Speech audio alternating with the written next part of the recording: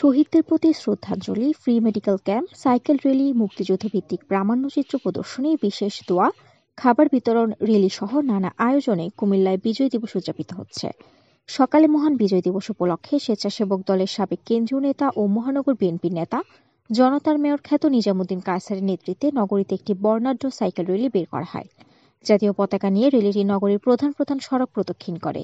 এর আগে বিজয় দিবস উপলক্ষে সকালে নগরীর কুমিল্লা টাউন হল মাঠে শহীদ মিনারে ফুলেল শুভেচ্ছা নিবেদন করেন জেলা প্রশাসক আমিরুল কায়সার, পুলিশ সুপার নাজির আহমেদ খান, কুমিল্লা দক্ষিণ জেলা বিএনপির আহ্বায়ক আমিনুর রশিদ ইয়াসিন, সদস্য সচিব জসিমউদ্দিন, মহানগর বিএনপির আহ্বায়ক উদ্বাতুল বারী আবু, সদস্য সচিব ইউসুফ মোল্লা টিপু, কুমিল্লা মহানগর বিএনপির সাবেক প্রতিষ্ঠা কালীন আহ্বায়ক মোহাম্মদ শওকত আলী বকুল, মহানগর বিএনপির নেতা নিজামুদ্দিন কায়সার সহ বিভিন্ন রাজনৈতিক নেতৃবৃন্দ, প্রশাসনের বিভিন্ন কর্মকর্তা এবং বিভিন্ন দপ্তরের প্রধানগণ।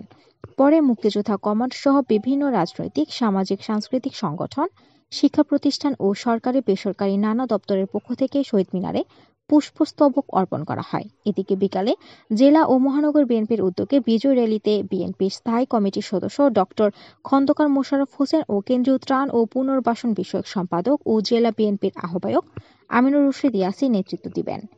তৃষা, আলোকিত কুমিল্লা নিউজ ডেস্ক।